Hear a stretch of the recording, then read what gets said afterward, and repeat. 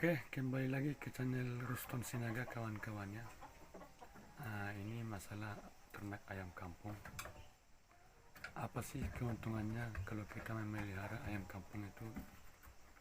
Kalau sistemnya semi umbaran dengan yang di kandang yang kita kurung ya. Ya kalau menurut saya sih ini kan baru 1 bulan kita mulai beternak ayam kampung. Yang pertama kita kalau ayam kita pelihara secara umbaran atau semi umbaran, nah macam ini kawan-kawan. Nah ini kan ada di kebun pisang saya nih, ya. Nah ini kandangnya kawan-kawannya.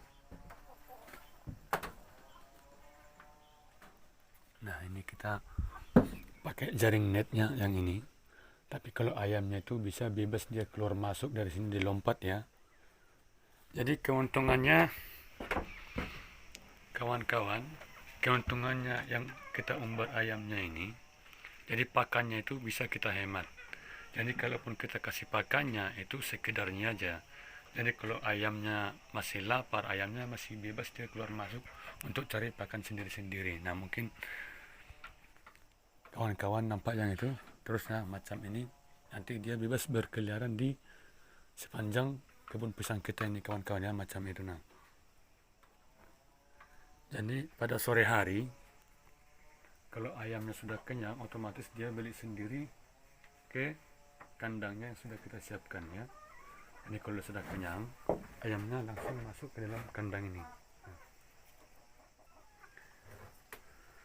Jadi kalau ayam yang kita kurung itu, kalau misalnya 6 indukan ayamnya terus 1 pejantannya, otomatis pakannya itu ya kita sendiri yang harus memenuhi kebutuhan ayamnya per harinya, berapa ukuran takaran ayam yang untuk per harinya ya. Jadi kalau misalnya pakannya kurang, otomatis kan berpengaruh sama kesehatan ayamnya. Mungkin ayamnya kurus atau ya mungkin ya mudah kena gejala penyakit ya. Jadi kalau keuntungannya yang kita umbar ini secara kesehatan dia ya memang lebih sehat daripada yang kita kurung terus setiap harinya selama 24 jam terus setiap harinya sampai umur panen gitu.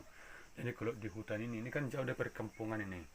Jadi secara alami iklimnya itu ya masih bisa dibilang cuacanya ya masih sejuk lah. Sistem pernapasannya juga ya belum ya, karena udaranya kan masih alami di sini, karena ini masih hutan ini ya. Kebun pisang saya ini masih jauh dari perkampungan, kawan-kawan bisa tengok sendiri.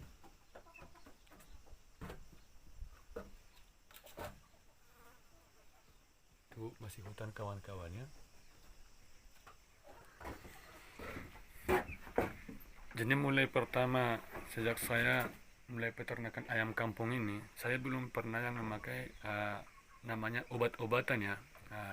Biarpun itu antibiotik atau kayak yang dibilang peternak ayam kampung, pemakaian E4, pakan fermentasi, sama sekali saya belum pernah memakai itu. Ini makanan ayam kampung saya cukup didak padi sama jagung giling aja.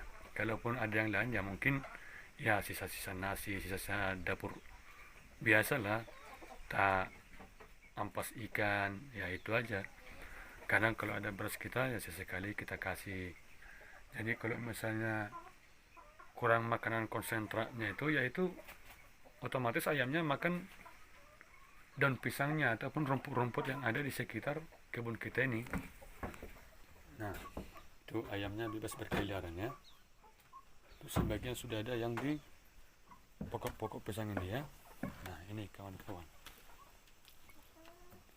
Jadi kalau masih lapar dia masih bebas dia cari makannya di seputaran kebun pisang kita ini ya.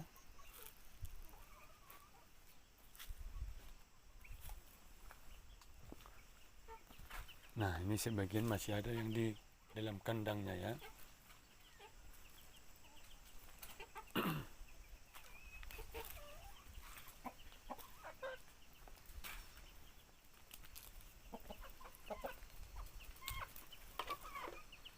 Nah ini kan di luar ini. Nah coba kawan-kawan tengok sendiri itu ayamnya. Nah itu masih berkeliaran ya.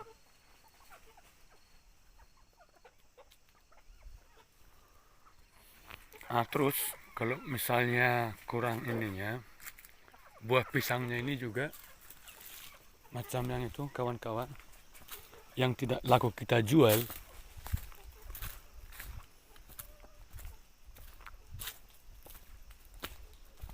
Nah, macam ini kawan-kawan. Nah, ini kan pisangnya nggak laku kita jual lagi nih.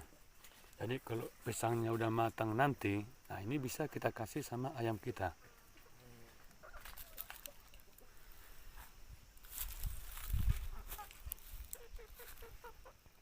Nah, ini ayam kita kawan-kawan ya. Nah, itu. Jadi itulah keuntungan kita kawan-kawan kalau memelihara ayam kampung itu di kebun yang jauh dari perkampungan. Jadi ayam kita itu ya secara alami ya sehat. Terus mungkin kalau kita kasih pakan yang alami ya mungkin dagingnya ya pasti lebih gurih lah. Jadi sama sekali kita nggak ada kasih makan yang pabrikan ya. Ya ini yang alami. Jadi yang kita ambil dari sini gimana supaya penjualan ayam kampung kita nanti ya bisa lebih mahal. Jadi ini kebun pisang saya.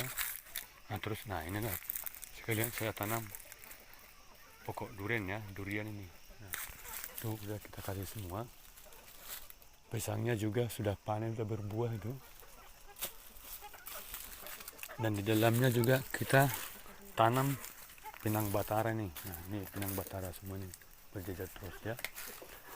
Ini kita tanam pinang bataranya ini ya mungkin kalau ternak ayam kampung kita nanti sudah jadi, mungkin secara berkelanjutan kalau pinangnya sudah tumbuh tinggi, nanti jaring netnya itu macam ini ya nanti kan kita nggak terlalu repot lagi untuk ngambil tiangnya. Jadi kita nanti langsung pakukan di pokok pinangnya itu. Tapi itu kan untuk jangka kedepannya aja, jangka panjangnya. Kalau ya mudah-mudahan ternak ayam kampung kita ini ya aman lah. Jadi selama ini ya belum pernah sih ayamnya yang kena sakit. Biarpun sekarang ini musim hujan, tapi ayam kita itu ya sehat terus. Mudah-mudahan kedepannya ya lancar lah. Kawan-kawan juga doakan aja supaya sesama kita peternak ayam kampung itu ya bisa dibilang ya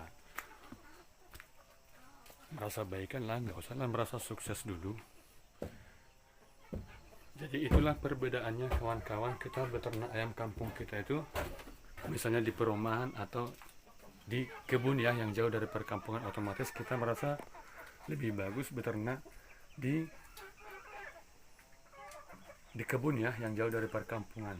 Jadi yang menurut saya sih biasanya kadang penyakit ayam itu timbul dari sisa-sisa makanan atau sisa dari dapur ya. Makanya kayak ayam yang kita beli dari pajak itu kalau misalnya kita konsumsi di rumah, saya nggak bisa untuk atau saya nggak mau bawa sisa-sisa makanan dari rumah kemari gitu loh.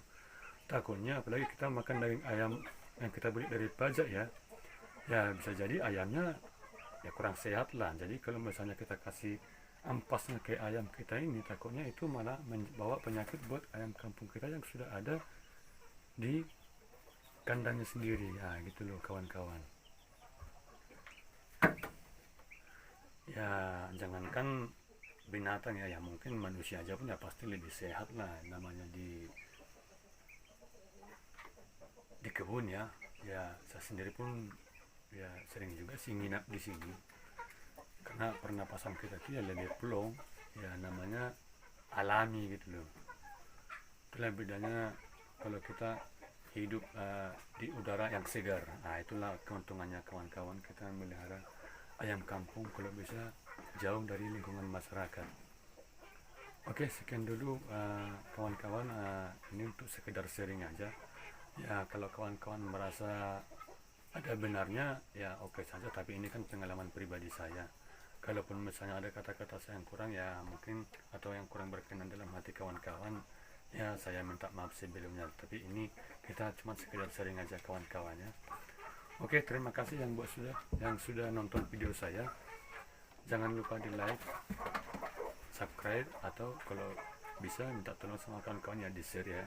Jadi kalau ada kawan-kawan kita yang belum nonton ya mudah-mudahan ini sebagai motivasi lah, ada manfaatnya buat kita semua. Oke, terima kasih kawan-kawan ya.